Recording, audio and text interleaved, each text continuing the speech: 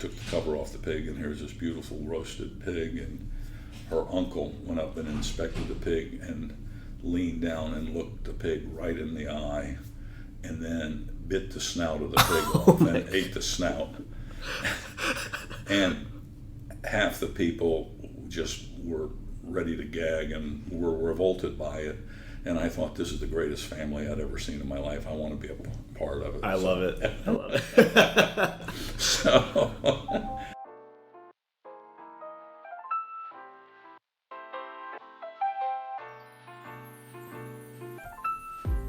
Hey everyone, I'm Arjun, and welcome to the third episode of My First Sale, the podcast where I take you under the hood to see what all you need to do to start your own e-commerce business. We're going to hear from people who are right in the thick of it, and I'm honored to welcome my third guest to the show, Ray Palermo. Thank you so much for being here.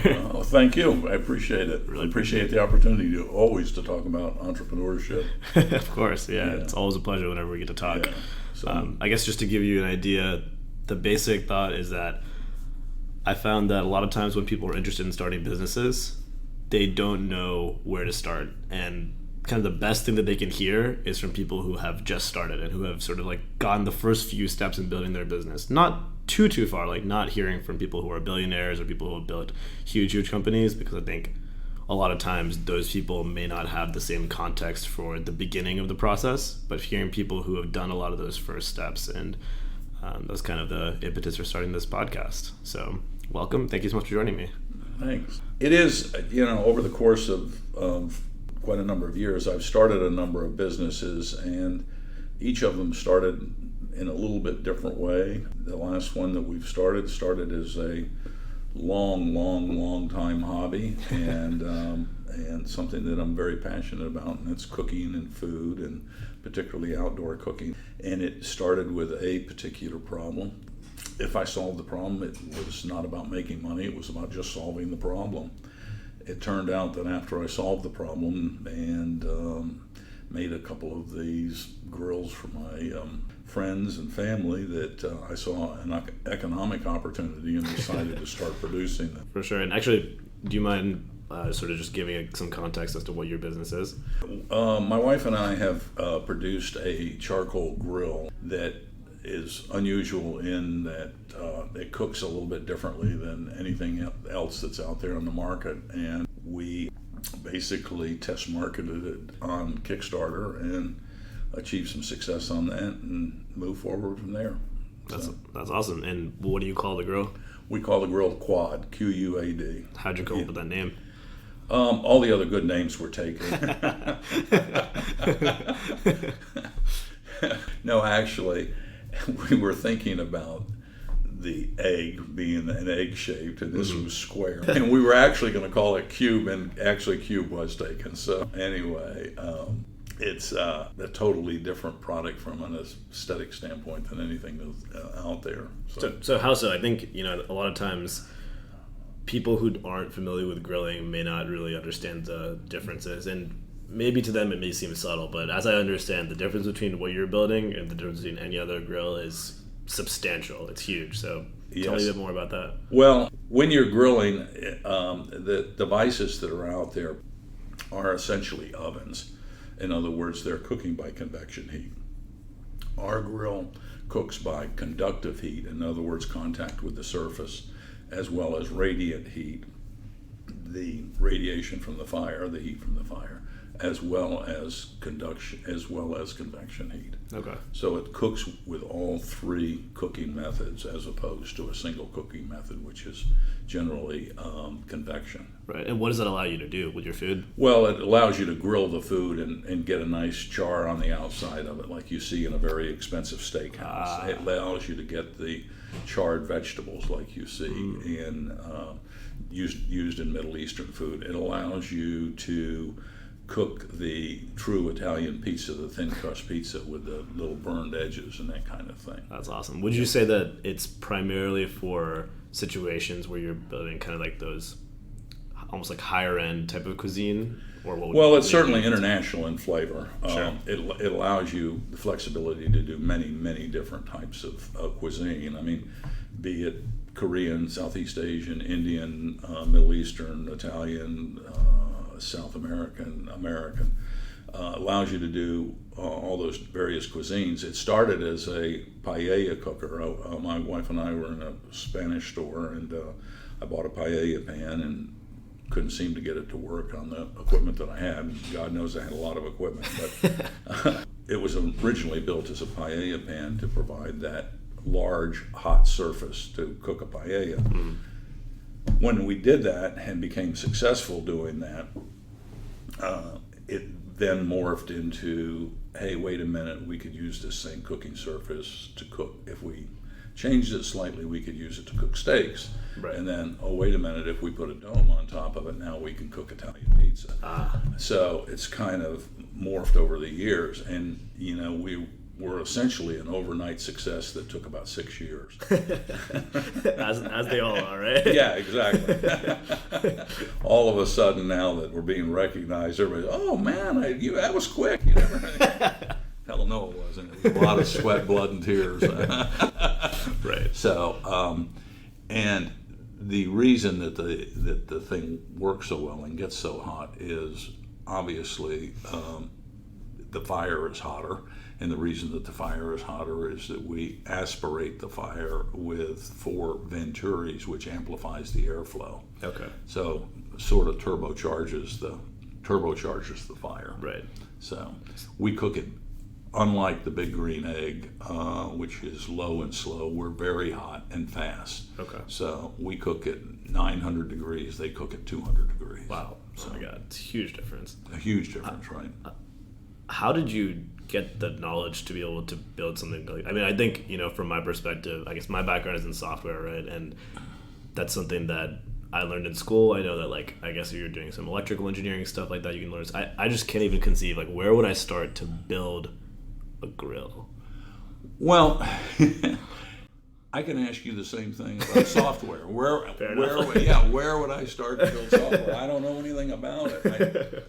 You get it in bits and pieces, and you have to have, first of all, you have to have some basic knowledge for it. I mean, if I threw a project in front of you that said, hey, build a grill, you'd probably, you know, not have a framework, you know, any previous experience in order to help you do that.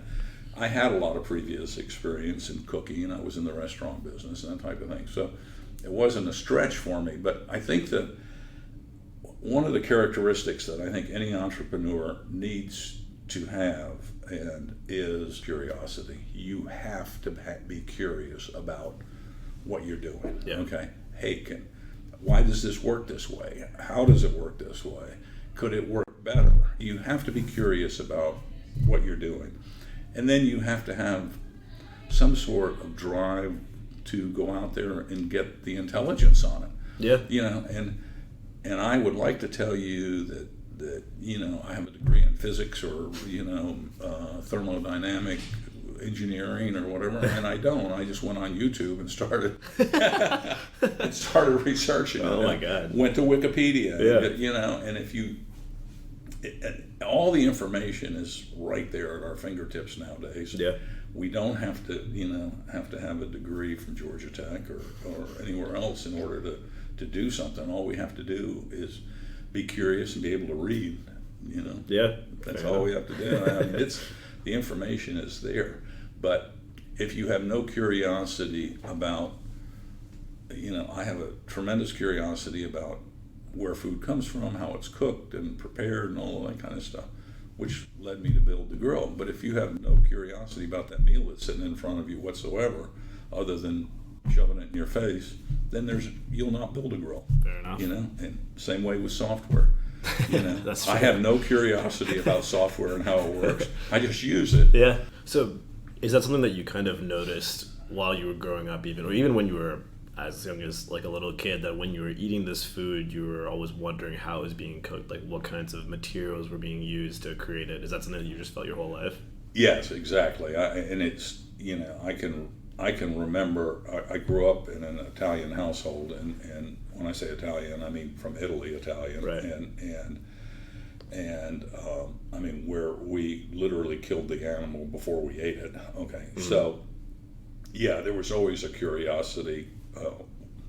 or at least an awareness anyway, of what was going on in the food chain and that kind of thing. I mean, we grew vegetables, and fast forward to when I met my wife in college, and she invited me to a family function. They were baptizing her niece, and in the Italian culture, it's a really big deal, and there was probably a couple hundred people there, and they had roasted a pig and took the cover off the pig, and here's this beautiful roasted pig, and her uncle went up and inspected the pig and leaned down and looked the pig right in the eye, and then bit the snout of the pig off and ate the snout.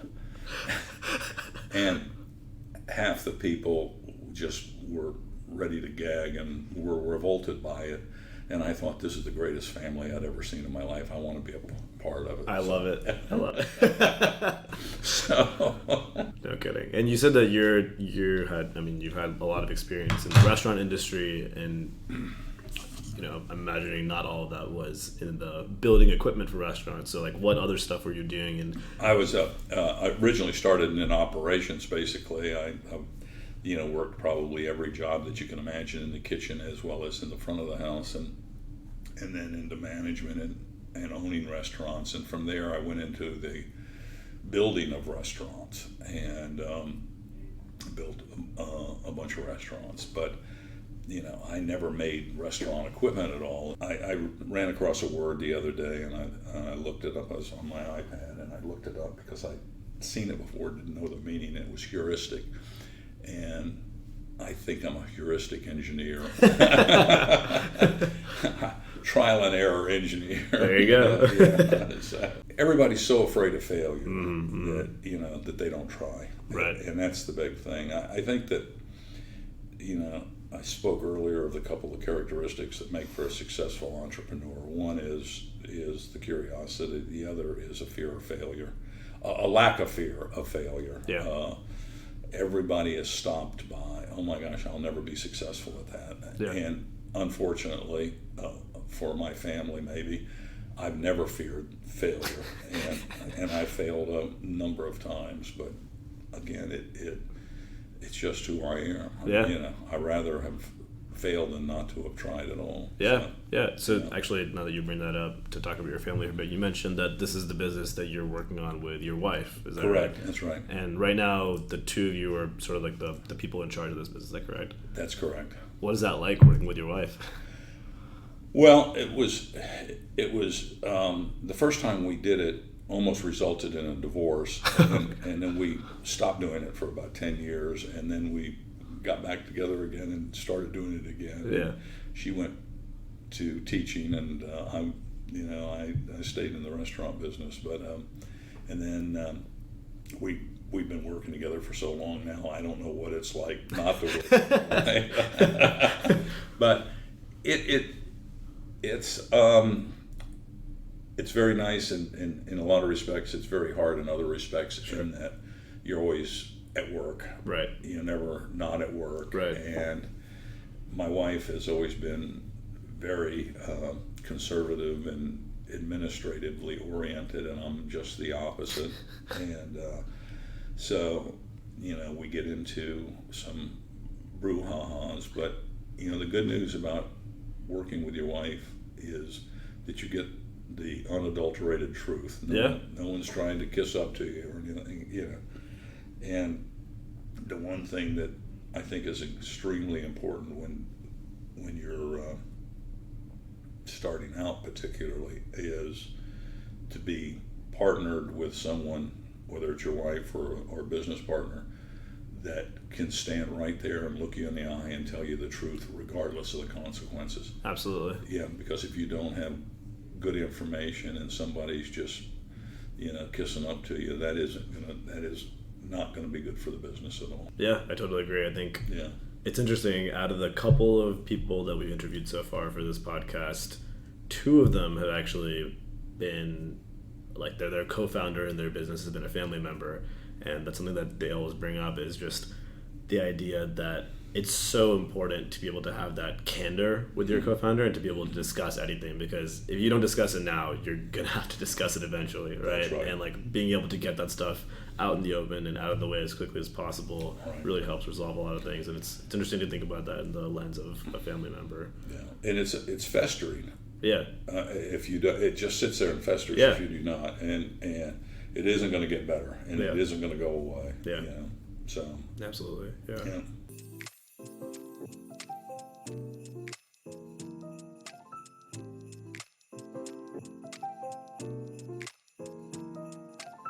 I think one thing that I really like hearing about, and I think something that actually the Shopify CEO Toby Lutke talks about a lot, is an entrepreneur's first sale in their business, and sort of how that changes the dynamic of the business, how that sort of helps chart a course for where you think the business will go. A lot of times people will be working on one problem, and then once they actually make a sale, they realize that's where the actual opportunity is.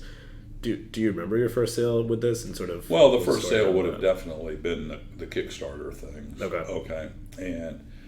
And I don't know if you've done a Kickstarter or been around anybody that did a Kickstarter, but when it happens, it sends you an email when you get a sale, and of course, when we first started it off, to hear those dings 3 or 4 or 5, 6 times a day was pretty outstanding. I'm sure.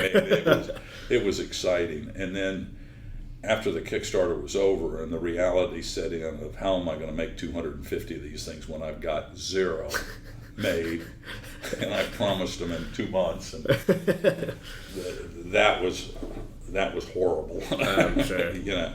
But there's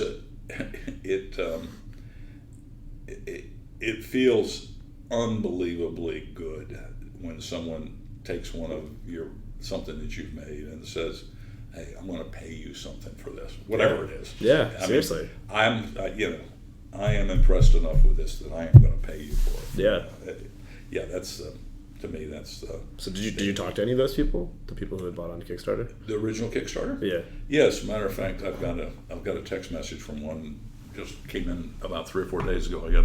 I gotta share it with you. No way. He was the first person that bought from me on Kickstarter that was not somebody that I directly knew. Okay, that I hadn't solicited. Okay, Right.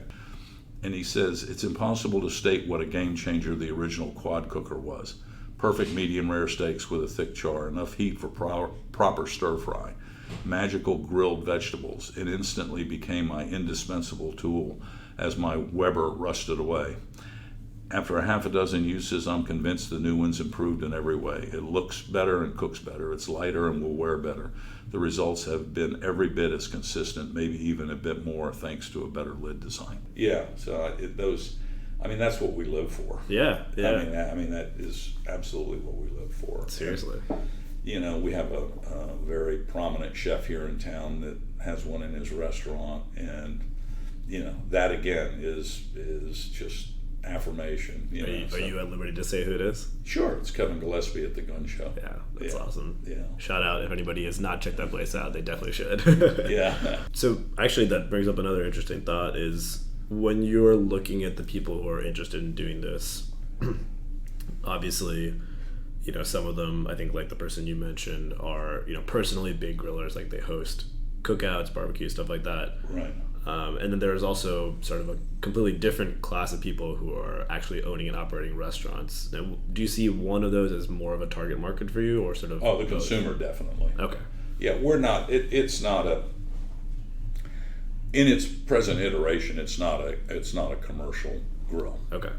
Okay. I mean, I think it very easily could be, but right now it's not. It is not. That makes sense. Yeah. So, who would you say is the ideal customer? Like, what type of person?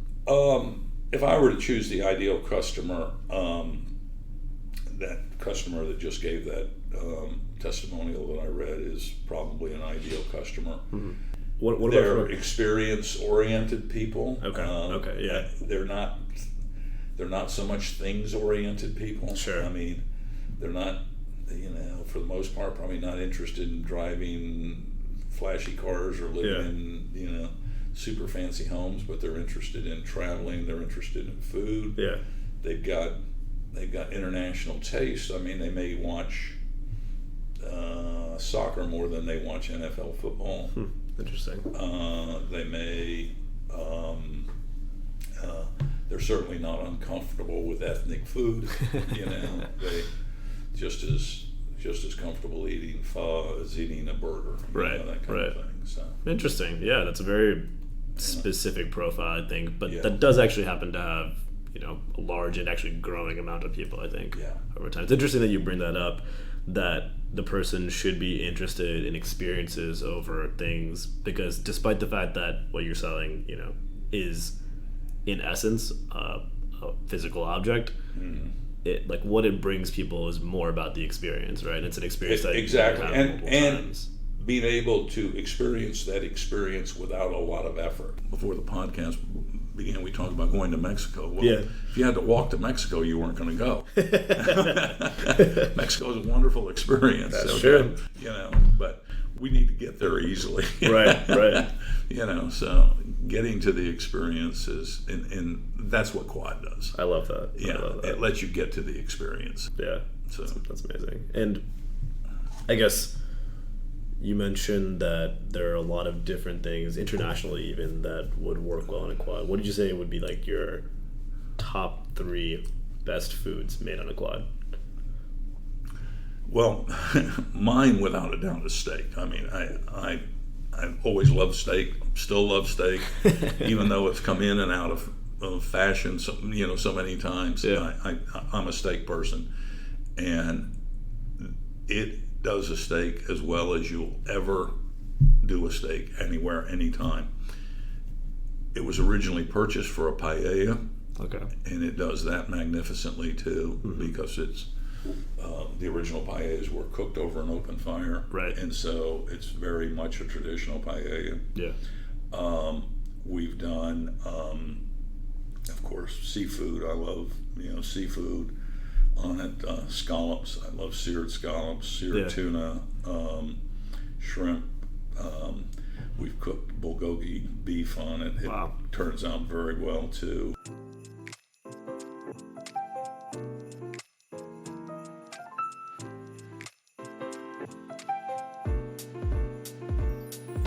So I think something that pretty much every small business owner has felt, and something that I've definitely felt before, and I'd be curious to hear your thoughts on this, is like, at some point or another, either there's a string of bad things that happen or whatever it is, and it just makes you feel like everything's going to crash and burn. Would you be able to talk about a time that you may have felt like that, and sort of how you managed to get out of it, and like what your headspace was there? It's probably happened to me,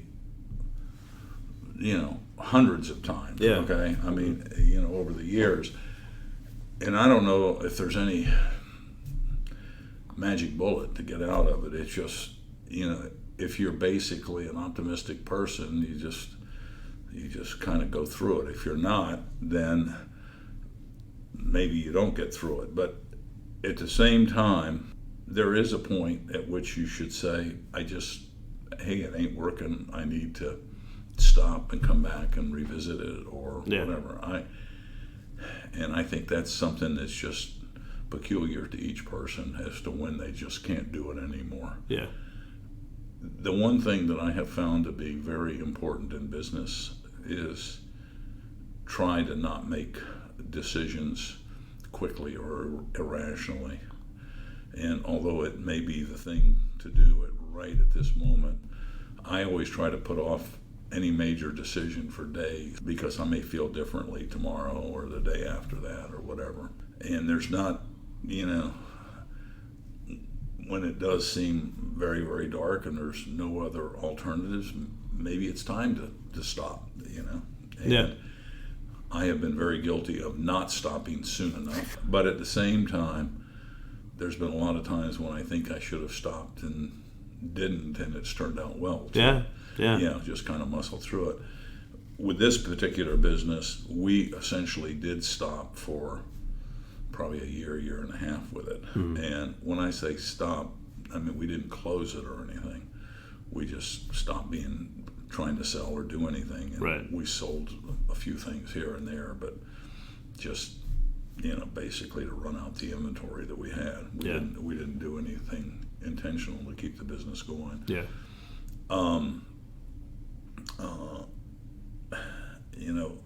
I think the most, the most important thing you can do is be persistent and stay with it. But even that has its limits. You gotta. I don't have any magic bullet. Like I said, I don't have any magic bullet for it. I really don't. It's just, take a walk. Just trying to think things out. So, yeah. What would you say inspires you? Who or what? Or what? Yeah. For this particular business or overall in my life? Maybe both, but start with this particular business. I just think it's a love of food and a love of cooking that inspired me. I mean, it's just something that has been so much part of my life, and I think it's so important to us as part of the animal kingdom. We sit down and we enjoy food. We spend time. It's such a social thing as well as a necessity of life. But so that's what inspired me. As far as who inspired me, I had the good fortune of having a parent and a grandparent who everything that I did growing up, I was told I was the best at it. And they were very, very, very difficult and very demanding parents. Right. But at the same time, they heaped praise on me. Yeah. So, there was always that, you're the best, you're the best. Kind of thing. So, I have to laugh when everybody starts jumping up and down about, we have snowflake kids and all of that kind of stuff. Good. I think that's good. Yeah. What would you rather have? Not, you're. I know. You're worthless. No. I know. Of course, you're. I think that's a good thing. So. Yeah. That makes sense. Yeah. So one thing that I think that scares a lot of people when they consider starting out for business is just like, how am I gonna continue to be able to pay rent, or how am I going to be able to do all my general living expenses? So how do you guys think about that? And have you sought funding before? I know you did some crowdfunding through Kickstarter. Like, what other kinds of stuff have you done? Well, the Kickstarter was they call it crowdfunding. It was crowd expense is what it was. It wasn't funding at all. It was one of the poorest business decisions from a financial standpoint that I ever made. Oh my God. But in hindsight, it was the best thing that I ever did because it got a lot of our product out there. I don't have a quick answer as far as, what do you do to stay alive while you're doing that? Okay? Yeah. Do you work a second job? Do you bang out all your credit cards? Do you borrow money from friends and family? Yeah. Yes to all of the above. Yeah. That's the only way you're going to do it. Yeah. I will say this, that if you're living in your car and not eating, 3 meals a day to start a business, I don't think it's going to be successful, okay? Because, your basic needs do have to be taken care of, whether it's taken care of by a spouse who's working or whether you're working a second job and starting out very slowly or that kind of thing. Because, or you have funding enough that, that you can get paid. Right. And this crap that you hear from certain venture capitalists, well, you're not taking out any money until I do. Run from those people because they're barracudas. Stay the hell away from them. You have to, people have to be paid. People have to be making enough money to live on. Yeah. I think it's hugely important to remember just throughout the whole process that ultimately, like, no matter how quickly things expand or any of that stuff, like, ultimately it's a marathon, not a sprint, right? That's right. You need to be able to do things that are sustainable, that you're going to actually be able to, that's right. Not, like, just drain your life while doing it. But you'd be able to sustain your... And it's, to use another analogy, you've got you've got a patient here who is on life support, who's in the intensive care unit with this new business. Okay. Yeah. Basically, you want them to stay alive long enough that they can recover and gain their health back. You just don't want to do anything that kills the patient. I mean, Right. I mean, it's kind of whatever heroic measures you need to take, you take, but just don't kill it. You know? That's it. But I do think that it's critically important that you find enough money, if in fact you don't have any other income coming in, to sustain yourself. Minimally sustain yourself. I'm not saying that you have to sustain yourself in, at $200,000 a year or something, but right. You'd have to be able to pay your rent and right. eat and that kind of stuff. Because if you can't do that, you can't think, you can't work. I mean, you just can't. It is. I'll guarantee you, it's not going to work under those circumstances. Yeah. So. Well, yeah, I think the one thing that I've sort of been closing out these podcasts with is something along the lines of like a rapid fire round. Okay. I'm not familiar with it, but I'll try. Yeah. But there's a lot of thing about this age that I'm not familiar with. It won't be the first thing. Let's go. All right, ready to go? All right. Big Green Egg. Good product, very ancient technology, old in customer and in technique. What was the last time you used one? Probably a year ago, maybe. Okay. Paella. Magnificent. It's a fantastic dish. I love it. I love where it came from. I love the fact that it was a peasant dish. I'm really into peasant food as opposed to highbrow food. Yeah. I like all things that are kind of earthy and come from the peasants and been handed down from generation to generation. The paella is particularly appealing to me because it is whatever they throw in the pan. Mm-hmm. There's no specific recipe for it, so it's whatever they happen to have at the time. Yeah. And it's cooked over an open fire, so absolutely. Gotta love that.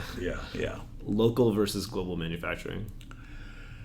I think the practicality of local manufacturing makes it almost prohibitive, to do anymore. The economics just don't work. Yeah.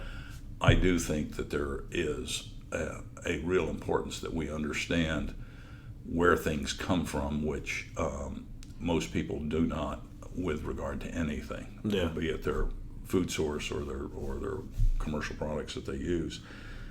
I'd like to see more local manufacturing, but I think that we're not going to. Yeah. Microwaves. It's great for transmitting radio signals. I don't particularly, other than heating water, I don't know that it has any real practical use in the way I cook. Yeah. My wife, who tries a lot of different cooking methods and everything, she uses it as a warming cabinet when she's taking something out of the oven until she's ready to serve. That makes sense. Yeah. But she never turns it on. She just puts the food product in there and closes the door. Fair enough. I think that's probably the best use of it. Frozen meals, like lean cuisine. You mean a prepared meal, frozen? Yeah. I don't have an opinion on it because I've never eaten one. I don't know why you would eat one. I honestly can't remember ever eating one. Fair enough. I know what they are. Yeah, right? yeah. I've never eaten one, no. Food delivery services like DoorDash, Uber Eats, stuff like that. Again, I'm not going to say that it's a trendy thing that's going to go away. I don't know that it is or isn't. I don't like takeout food at all, okay? Mm-hmm. I don't eat in the car. When I was in the restaurant business, I was a proponent of the Chinese concept, which is, and I don't know if you've noticed this about Chinese restaurants, is that oftentimes when you sit down to a meal, one person's meal will come out and then the next person's meal will come out a little bit later. And the reason for that is the minute it comes out of the wok, the minute it's finished cooking, it needs to be in front of the people. Right. When you're delivering food, that doesn't happen, obviously. Right. And I think that, the seconds that are ticking away from the time that it comes off the grill or out of a wok or out of an oven or wherever till the time that it's in front of you, the food quality is going down. Yeah. So, although a lot of foods work with delivery, pizza being one of them, I mean, I don't think it's I mean, it fills your belly. That's all I can say. I don't see how you can enjoy something that comes in paper, and then sit down in your house and eat it. 30 minutes after it came off it was cooked. I just don't. Yeah. Charcoal. I think charcoal is a magnificent way to cook. It imparts a taste that you're just not going to get from anything else. Mm-hmm. The key here is that you need to be careful with what charcoal that you're using. Yeah. Okay. And you need to be careful with what wood you're using if you're going to use wood in cooking, because with charcoal, I've noticed with some of the brands that you'll see what looks like a piece of lumber in there. In other words, it's cut square. Well, they're obviously using recycled wood to make charcoal, and then you've got a question. Was there paint on the recycled wood before they made charcoal? Was it a piece of pressure treated wood that's impregnated with all kind of chemicals and everything? So where that wood comes from and before they made the charcoal is very important. That's number one. Number two is if you're using wood to cook with, which is a great cooking thing. And as a kid, we used to use a lot of orange wood when I was growing up in Central Florida. Yeah. Because it has a nice sweet taste to it. Your top 3 cuisines? Well, I think absolutely Italian food would be my favorite, simply because I grew up with it and all of that. Good old American food is, I like steaks, burgers, hot dogs. I like all of those things. I like Asian food. Just now starting to eat a little bit of Indian food, and I like that. I guess that's about it. I'm very much a meat eater. Yeah. Although that said, I love anything pasta. Okay. Yeah. I guess so. And I like dried meats a lot. Also, ham, salamis, chorizo, that kind of thing too. What was the last restaurant you had in Atlanta most recently that you went for the first time and you were blown away? I really like the Kimball House a lot. I like that a lot. Viavana, I like a lot. First time I went in there, I really liked it, and it's again peasant food, and it was delicious. Both those places are definitely very, very well regarded. And then the last thing would just be, where do you see quad cooking being in 5 years? I see it being a major player in the grill business, and I see us being the benchmark for charcoal grilling, and not necessarily charcoal cooking, but charcoal grilling. I like to say, and people kind of smile when I say this, but I honestly believe it. It's the best grill on the planet.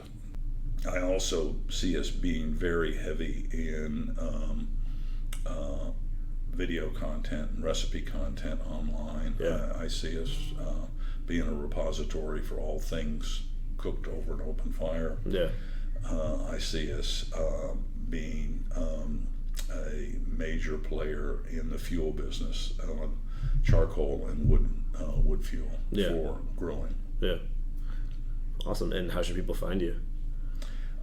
They can find us at quadcooking.com, quadgrilling.com, quadgrills.com, or icookwithfire.com.